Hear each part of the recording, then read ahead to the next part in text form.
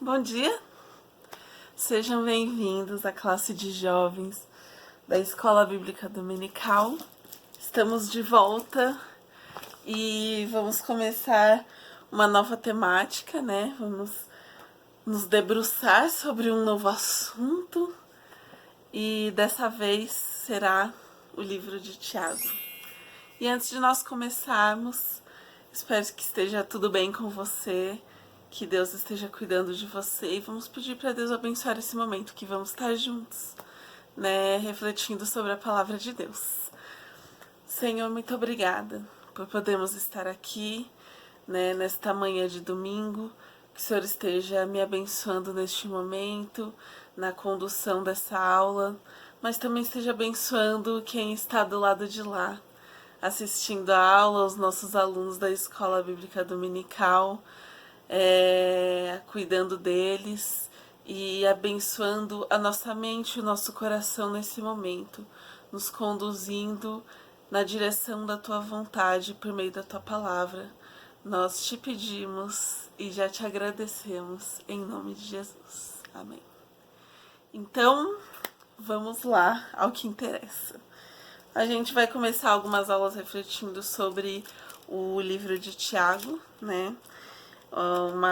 É a carta, né? É uma epístola, uma carta de Tiago às 12 tribos dispersas entre as nações. A gente vai daqui a pouco falar sobre o que isso significa. Então, a carta de Tiago ela é uma carta bem curtinha, né? Na minha Bíblia, por exemplo, ela ocupa 3 folhas, né? 3 páginas, uma folha e meia. E então ela é uma carta curta, porém é uma carta com bastante conteúdo. Então ela tem uma história muito interessante, né? E a gente vai conhecer um pouco mais sobre isso, né? Sobre essa carta de Tiago. Então, nessa carta, Tiago ele vai trazer uma perspectiva da fé cristã muito prática, né? Aliás, antes da gente de fato ir para a carta, vamos tirar uma coisa limpo, que né, talvez se você conhece aí do Novo Testamento, já tenha lido, conheça ali a história, né, de alguns personagens no Novo Testamento, você esteja se perguntando isso, que é de qual Tiago nós estamos falando, né? Então, vamos pensar nessa questão. Tiago era um nome comum naquela época, tá, gente? Então, hoje ainda é um nome comum, né? Temos muitos Tiagos por aí. Mas né, como era o nome Tiago, é uma variante do nome Jacó, que é, né, um dos pais da fé judaica, né? Então, um dos grandes personagens que é o que deu origem a Israel, né? As 12 tribos de Israel. Então, Jacó é um nome muito importante e por isso muitos, no meio ali da população judaica, tinham esse nome Tiago, né? Que é uma variante do nome Jacó. Então era um nome muito comum. E a gente tem vários Tiagos que aparecem na Bíblia, né? Então surge essa questão, né? Qual foi o Tiago que escreveu essa carta? E não se tem tanta certeza, tá? Por exemplo, dos 12 discípulos de Cristo, né? Que são aqueles que eram o círculo mais próximo ali de Jesus quando ele estava, né, aqui caminhando na terra, 2 deles se chamavam Tiago. Então já temos uma competição aí, já temos 2 para competir, né, pela autoria da carta de Tiago, né? E eu fico pensando, se dos 12, 2 se chamavam Tiago, imagina qual era o percentual de Tiagos na população geral. Enfim, não sei. Mas já temos esses 2, né? E como hoje, né? Se a gente pensar hoje, como é que a gente se separa um do outro, né? Quando a gente tem pessoas com nomes iguais, né? Às vezes a gente faz um apelido, né? Cria um apelido, aí um a gente chama de Ti, outro de Tiaguinho, outro de Tiagão. E naquela época, né? E no relato bíblico, a maneira, né? Uma maneira que é usada para diferenciar um do outro, né? Eles são identificados pelo nome do pai. Né? Então a gente tem ela quando fala os discípulos de Jesus falar Tiago, filho de Alfeu, Tiago, filho de Zebedeu, né? Então eles são identificados pela família em que, né, da qual eles faziam parte. E aí o mais provável, né, que se acredita que tenha sido Tiago que escreveu a carta de Tiago. Não é nenhum desses dois Tiagos que eram ali dentro do círculo dos 12 discípulos. Mas é um outro Tiago, que é o Tiago, irmão de Jesus, tá? Então, ele é o mais provável que é o que tenha escrito essa carta. E aí eu vou falar só um pouquinho de alguns trechos bíblicos que mostram um pouco da trajetória desse Tiago, que é o irmão de Jesus. Então, é muito interessante que a gente vê, por exemplo, ele não estava ali, né, entre os 12 discípulos mais próximos de Cristo, e provavelmente, como a gente vê, por exemplo, em Marcos 6:3, tem ele fala o nome, né, daqueles que eram os irmãos de Jesus, né? Então fala assim: não é este o carpinteiro, filho de Maria, irmão de Tiago, José, Judas e Simão? Então, esses nomes são colocados, ou seja, eram irmãos de Jesus. E a gente vê em João 7:5 que fala que os irmãos de Jesus não criam nele, né? Não criam nele como Messias, como Salvador. Né? Então, até um determinado momento do ministério de Jesus, né, da sua trajetória, os seus irmãos não criam nele, né? Não eram daqueles que o seguiam, acompanhavam. Mas a gente percebe que Tiago e os seus irmãos, eles depois aparecem entre aqueles, né, daquelas primeiras comunidades cristãs. Mas Tiago, ele assume um lugar importante, né? Então, a gente vai ver relatos tanto no livro de Atos, quanto em Gálatas também. Paulo cita Tiago, né? E eu vou pegar alguns trechinhos aqui. Em Gálatas 1:19, diz assim, ele fala: não vi nenhum dos outros apóstolos, a não ser Tiago, irmão do Senhor. Né? Então aqui Tiago já é colocado, já está na categoria de apóstolo, né? Como apesar dele não ter andado com Cristo e não ser daquela primeira né, primeira turma mais íntima de Cristo, assim como Paulo, que não andou com Cristo e conheceu a Cristo só depois, mas ele também é considerado um apóstolo, alguém que viu a Cristo e o seguiu, né, e o seguiu depois, né, depois daquele primeiro período ali dos primeiros discípulos, mas alguém que levou adiante, né, a missão de Cristo. Então ele já é ranqueado, digamos assim, entre apóstolos, né, como um apóstolo. E a gente vê que deixa eu pegar um outro trecho aqui, que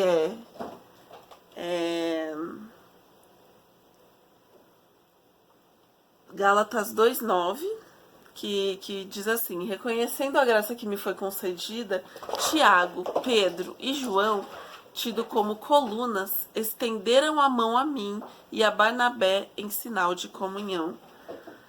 Então olha isso, Paulo fala que Tiago, né, Tiago, Pedro e João, eles eram tidos como colunas, né, da igreja, né? Então, Tiago estava nesse lugar na igreja primitiva. Então, ele tomou esse lugar, né, de evidência, de coluna, né, de sustentação desse início na igreja primitiva. Então, a gente vê que Tiago, ele, né, apesar de não estar ali no começo, né, como parte ali dos discípulos mais íntimos, né, ele tomou um lugar de evidência. Atos 12:17 diz: Mas ele, fazendo-lhe sinal para que se calassem, descreveu como o Senhor havia tirado da prisão e disse: Conte isso a Tiago e aos irmãos. Então saiu e foi para outro lugar.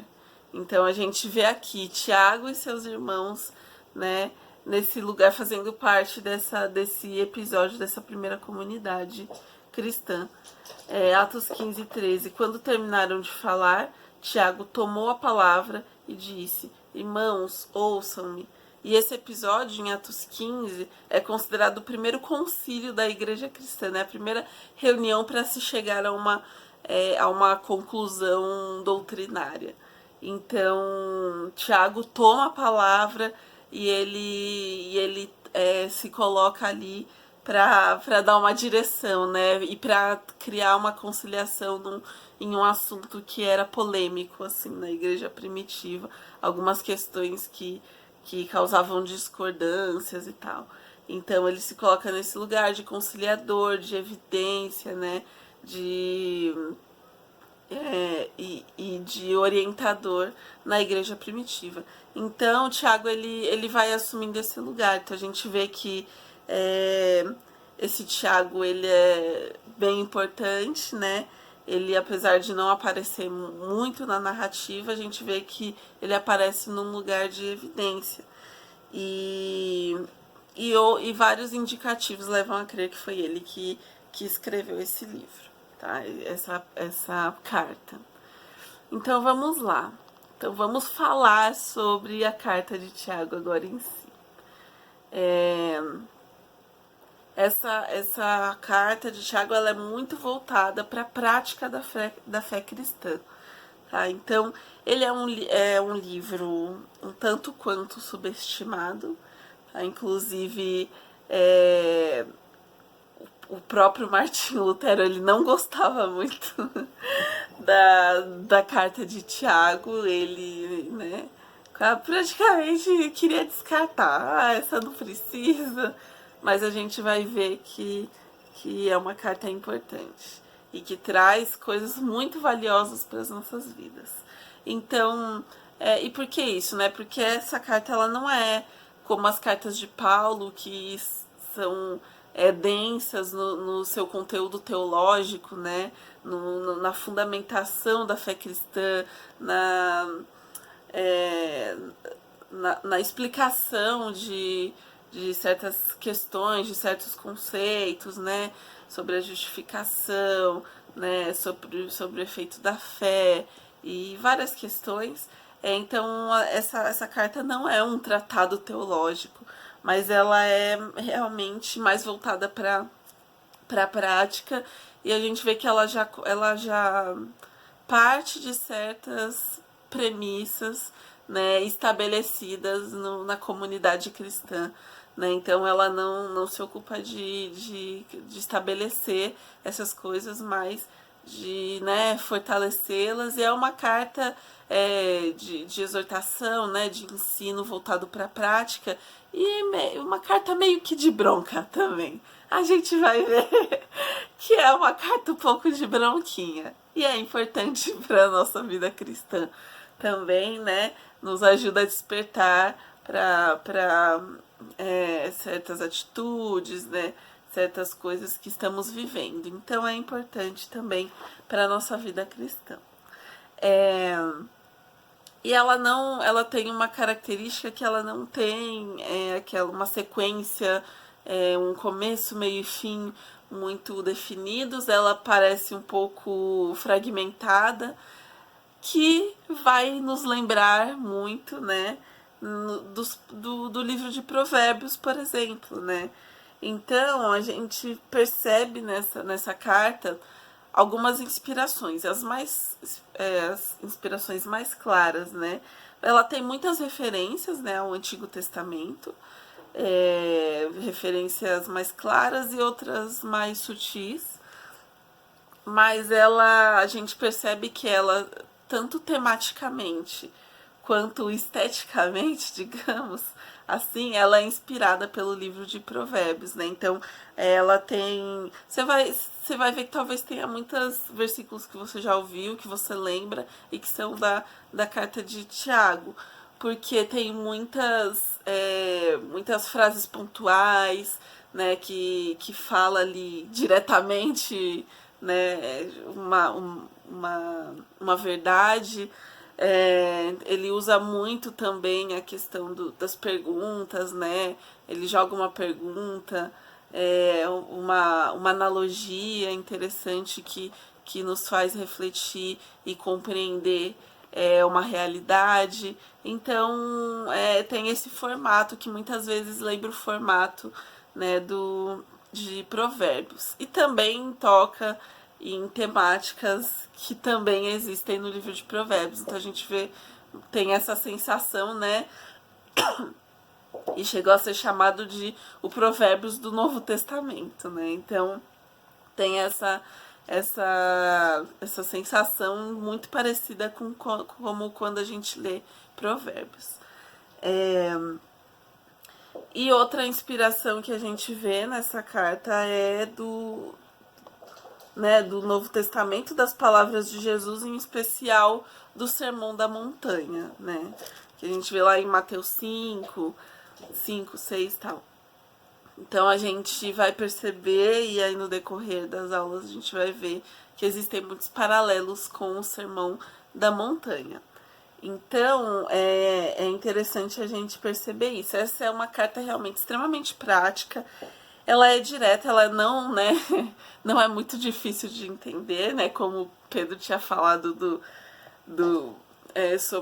sobre algumas coisas que Paulo, né, colocava, e Pedro mesmo falou que muito, às vezes é difícil de entender. Mas essa carta, ela é bem direta, ela não é muito difícil de entender, ela é muito voltada para a prática, né, e ainda assim é muito profunda. Então, a gente, apesar dela ser curta, né, você consegue ler ela aí rapidinho, menos de meia hora, mas ela é muito densa de ensinamentos, né, e de verdades para nossa vida prática, né, para nossa prática da fé. Então, hoje a gente vai só trazer o comecinho, uma introdução, né? Então, o Tiago tem 5 capítulos, tá? A gente vai falar sobre a primeira parte do capítulo 1, tá? A gente vai abordar até o versículo 18 e depois a gente continua. Mas a gente vai ver que o capítulo 1, ele é meio que uma introdução geral, ele traz temas, os temas que são tratados no restante da carta. Então vamos considerá-lo como uma introdução, mas ele traz coisas muito importantes, né, que vão orientar aí as outras coisas que serão ditas no decorrer da carta. Então, vamos lá, sem mais delongas, vamos começar. Uma coisa interessante, né, que a gente vê logo no comecinho, como Tiago se apresenta. Tiago, servo de Deus e do Senhor Jesus Cristo. Então, já é uma introdução muito interessante que ele faz de si, né? Seu primeiro título, né? Se você fosse se apresentar com seus títulos, né? Se quem conhece a piada com o Game of Thrones lá é a apresentação da Daenerys, eu não lembro o nome dela, eu acho que é isso, né? Que ela falava todos os seus títulos, libertadora, não sei o que, né? Quais seriam os títulos que você iria se apresentar? E para Tiago são esses, né? Servo de Deus, em primeiro lugar, e servo do Senhor Jesus Cristo, né? E a gente lembra que ele era irmão de Jesus, né? Mas ele se coloca aqui como servo do Senhor Jesus Cristo, reconhecendo, né, que eu cresci com ele é meu irmão, mas eu sei que ele é o Senhor. eu sei que ele é o Salvador, o próprio Deus. Então, eu servo de Deus e do Senhor Jesus Cristo é a maneira como ele se apresenta. E para quem ele está falando? E aí ele coloca isso: as 12 tribos dispersas entre as nações. Saudações. E é interessante essa maneira de se falar. A gente sabe que ele vem da comunidade judaica, então ele, né, adereça as 12 tribos, né, que a gente sabe são as 12 tribos de Israel, mas ele fala as 12 tribos dispersas entre as nações. E aí, na época, já havia também os judeus dispersos, né, judeus em vários países. A gente vê lá em Atos, no Pentecoste, nessa festa, que vinham judeus de vários lugares diferentes, né? Então tinham judeus em vários lugares diferentes. Mas ele também está falando, quando ele se refere às 12 tribos, está falando de todos aqueles que, por meio de Cristo, receberam essa herança de Israel e se tornaram parte desse povo, né, no sentido espiritual, né? A gente vê, por exemplo, lá, eu queria abrir aqui, 1 Pedro 6 e 7. Não, desculpa, não é esse não. É Gálatas 3, 29. Que diz: se vocês são de Cristo, são descendência de Abraão e herdeiros segundo a promessa. Né? Ou seja, todos nós que recebemos a Cristo somos herdeiros da promessa de Abraão, de Isaac, de Jacó. Ou seja, somos herdeiros de Israel e somos parte, né, dessas 12 tribos dispersas pelo mundo. Né? Então, ele também está adereçando essa carta para nós hoje, né, que somos herdeiros das tribos de Israel. Então, fica aí essa saudação de Tiago para nós. Ele vai introduzir, né, a carta trazendo um tema que é das provações. Tá? Então o versículo 2 diz assim: meus irmãos, considerem motivo de grande alegria o fato de passarem por diversas provações. O que já é uma coisa muito inusitada de se dizer. Porque ele fala, tá, vocês vão passar por provação. Isso é uma coisa muito interessante desse livro.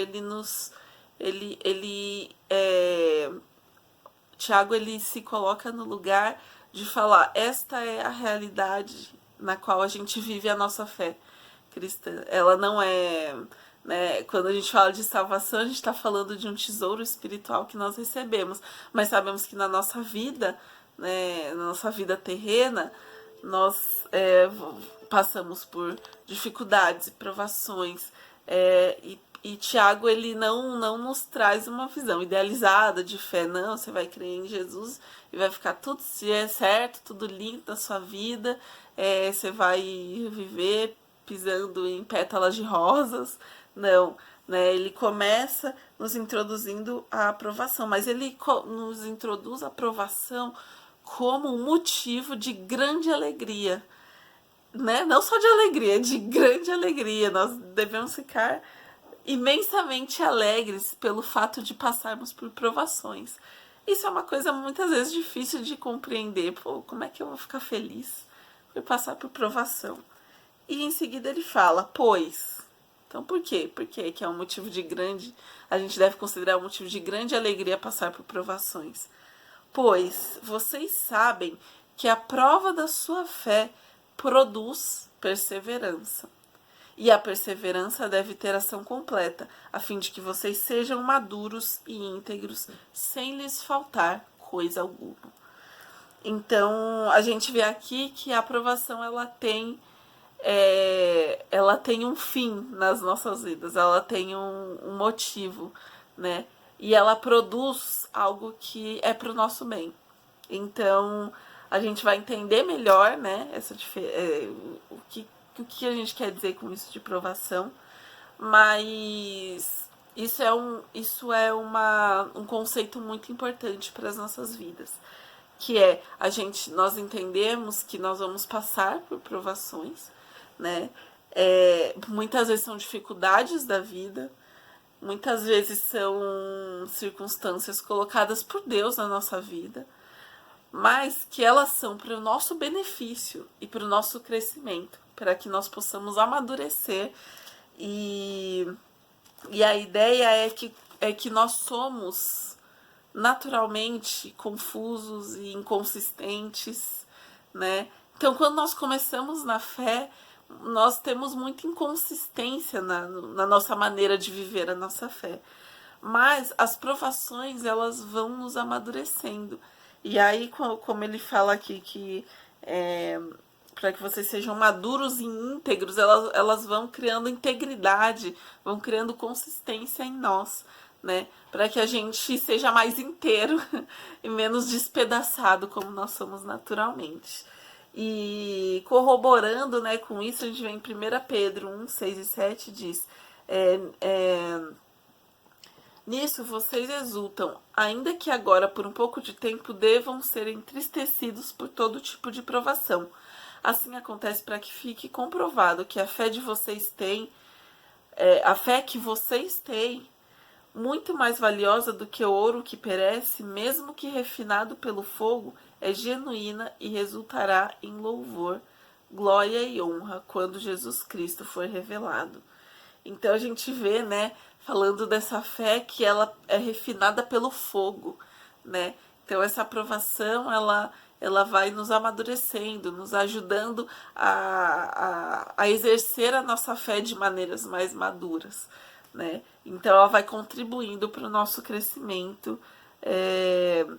Então só que é necessário, né, que a gente faça que ela produz perseverança, ou seja, a gente tem que resistir na provação, e na provação é que a gente tem a oportunidade de perseverar, né?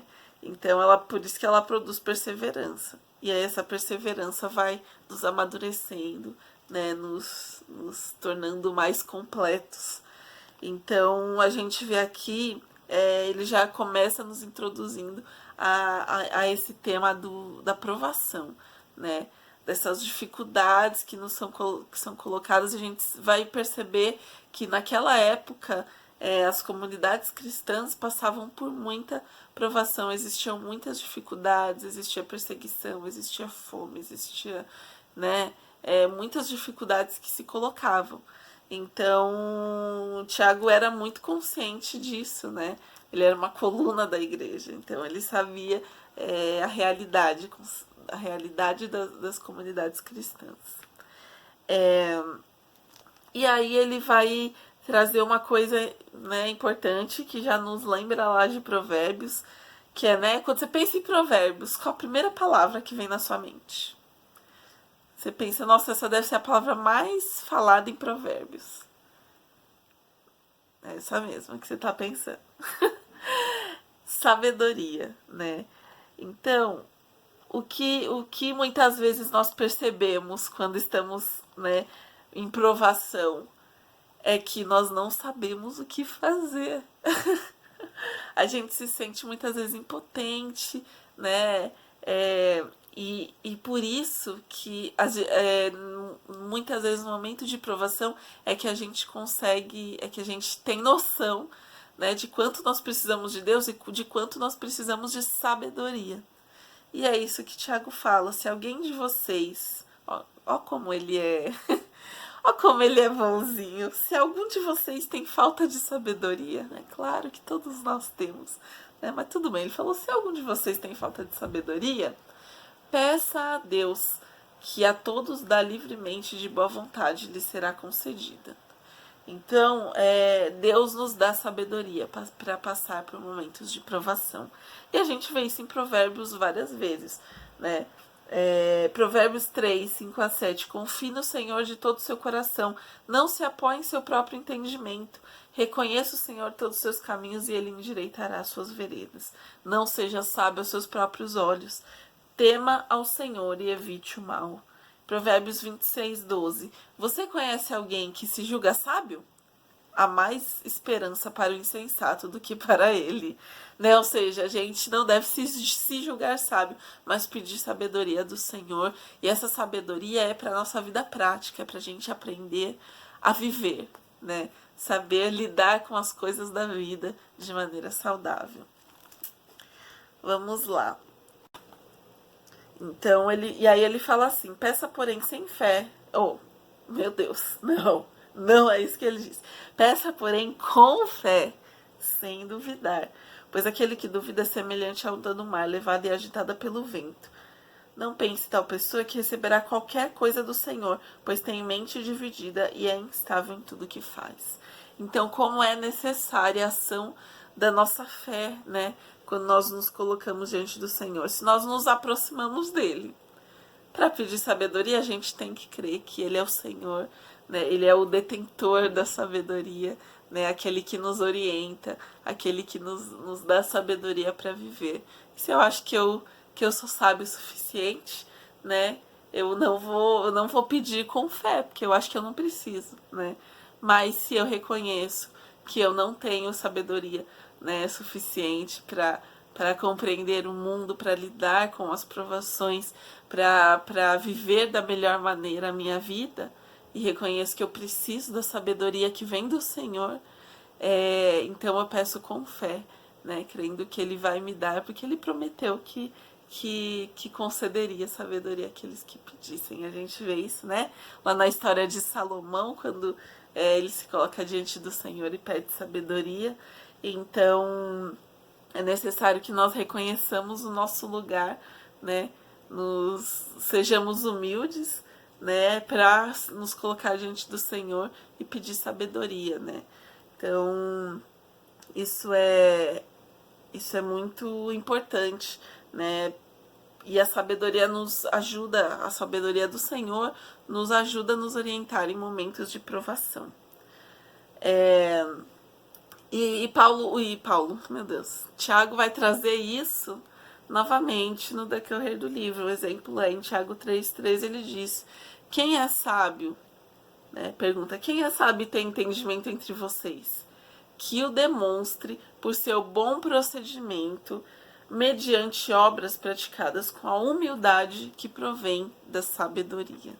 Né? Então, a gente vê ali, Provérbios 1,7 diz também que o temor do Senhor é o princípio do conhecimento, mas os insensatos desprezam a sabedoria e a disciplina.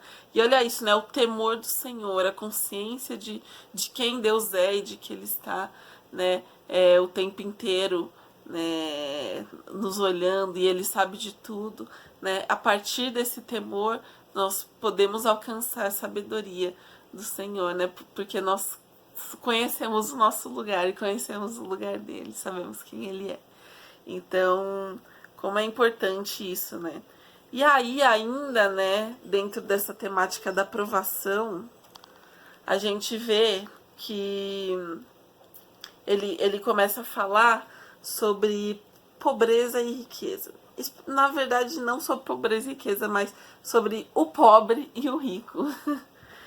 E como, né, ele sabe que muitos estavam passando por essa condição de pobreza, e ele fala que o irmão de condição humilde deve orgulhar-se quando estiver em elevada posição. E o rico deve orgulhar-se caso passe a viver em condição humilde. Pois o sol se levanta, traz calor e seca a planta, cai, então a sua flor e a sua beleza é destruída, né? Então fala que o rico passará como a flor do campo. Ou seja, é muito interessante isso, entender que nós devemos nos gloriar não na nossa situação financeira, mas em Cristo, né? Então, aquele que está, né, numa condição humilde financeira, ele pode se gloriar em Cristo. E aquele que é rico, se ele perder a sua riqueza, ele também pode se gloriar. Porque não é, né, a nossa glória, a nossa alegria está em Cristo, não na nossa condição passageira, né? E aí ele já alerta para o risco da gente se apoiar, né? Principalmente se você está numa situação boa, né? Se está uma situação ruim, às vezes, mas, né, a gente não se orgulha muito, não, né, só quer que isso passe. Mas quando está numa situação boa, né, a gente tem a tendência de nos apoiar nessa situação, né, na nossa riqueza, ou seja o que for, qual for a situação. Então ele está alertando para isso, né? Não se apoia na sua riqueza, porque tudo isso é passageiro, isso vai passar. Se você se apoiar nisso, está se apoiando em algo que é muito frágil, né? E ele compara com essa flor do campo, né? Que vem o sol e seca a planta e ela se desmancha. É isso, né? É isso quando você se apoia na riqueza, uma coisa material, uma coisa que é passageira.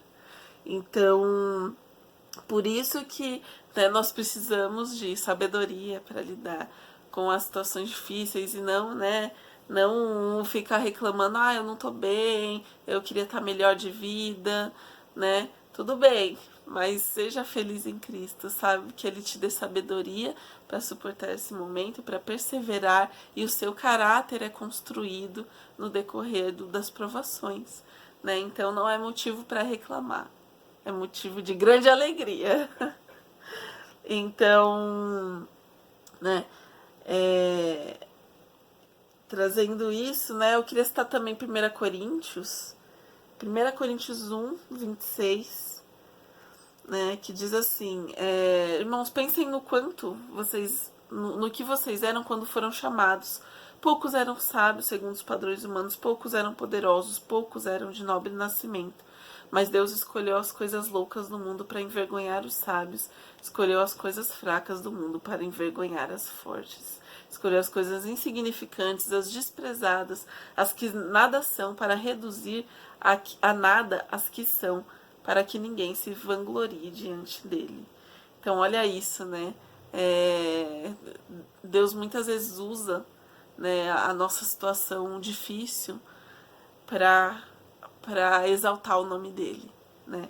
Então, não devemos reclamar. Vamos lá. Vamos ir aqui praticamente à última temática desse trecho que a gente vai ler, tá bom? Que é sobre tentação. E é muito interessante que ele faz um paralelo entre a provação que ele vem falando e a tentação. Diz assim, quando alguém for tentado, jamais deverá dizer, estou sendo tentado por Deus, pois Deus não pode ser tentado pelo mal e a ninguém tenta. Cada um, porém, é tentado pelo próprio mau desejo, sendo por este arrastado e seduzido. Então vamos lá, eu li os versículos 13 e 14, tá? Do capítulo 1. Enquanto a aprovação, ela produz perseverança, produz maturidade, por fim, produz alegria em nós, porque sabemos que ela está nos construindo, né, e nos levando adiante na nossa fé cristã. A tentação é outra coisa, a tentação não vem de Deus, né, a tentação, o objetivo dela é nos fazer pecar, é nos levar ao pecado, enquanto a aprovação é nos levar à maturidade da nossa fé. Então, quando a gente fala de provação, por exemplo, a gente lembra de Romanos 8,18, que diz: considera que os nossos sofrimentos atuais não podem ser comparados com a glória que em nós será revelada.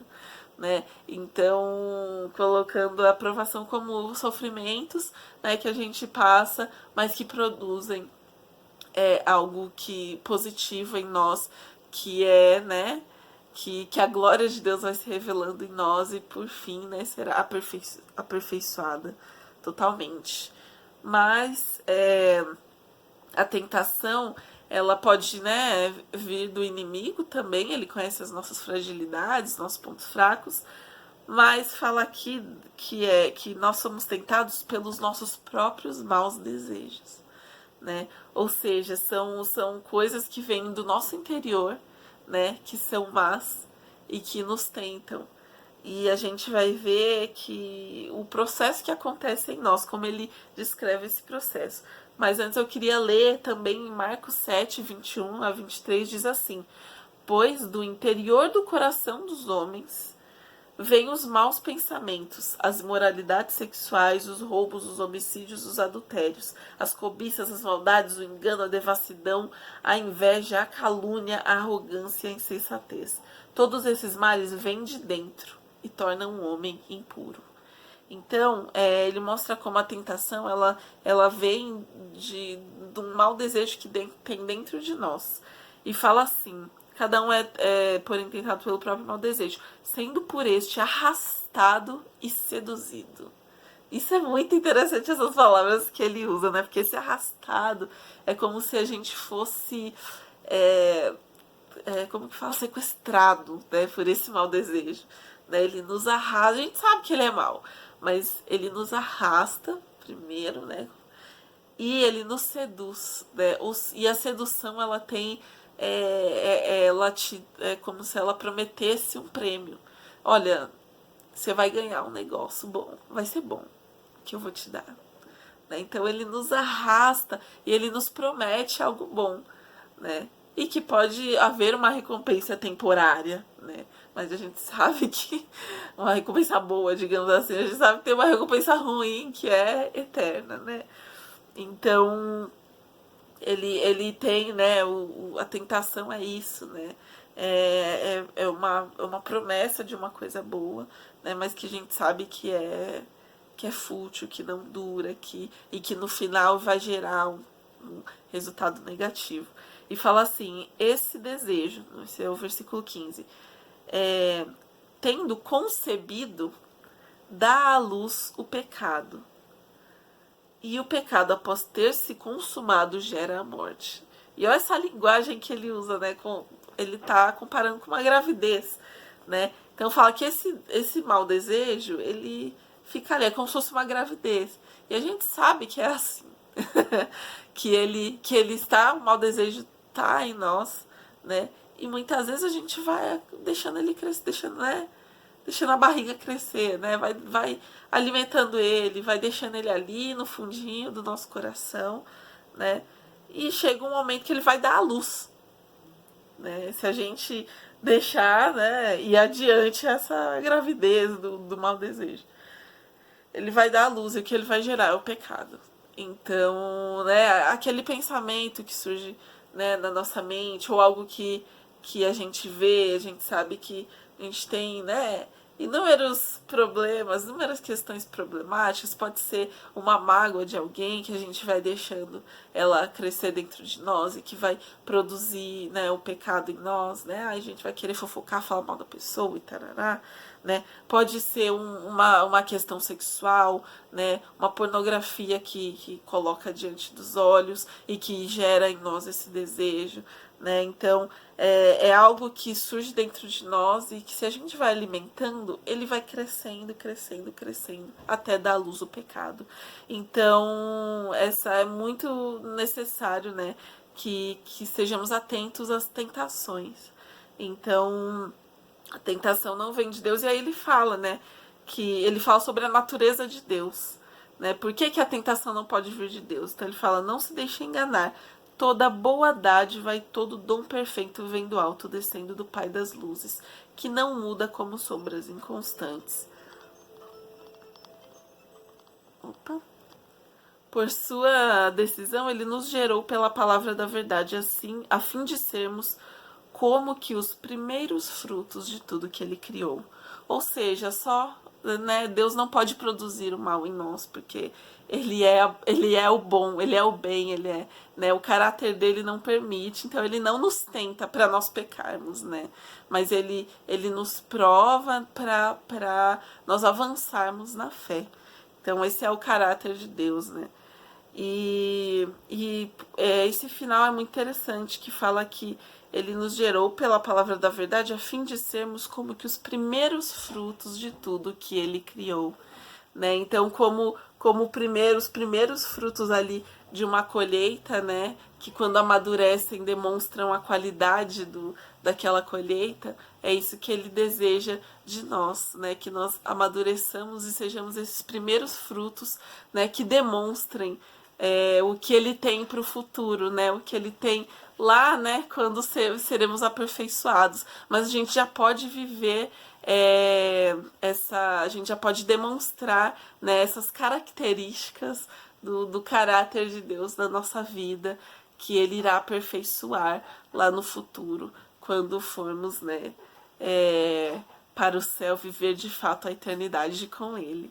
Então, que possamos, que a gente possa aí aprender com isso, né, que Deus, a sermos felizes com as provações, porque Deus está nos amadurecendo e nos cuidando, e a fugir da tentação, né.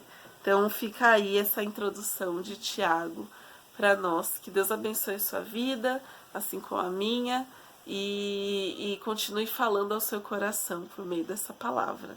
Obrigado por estar aqui na nossa aula. Deus abençoe. Um beijo. Até o próximo domingo.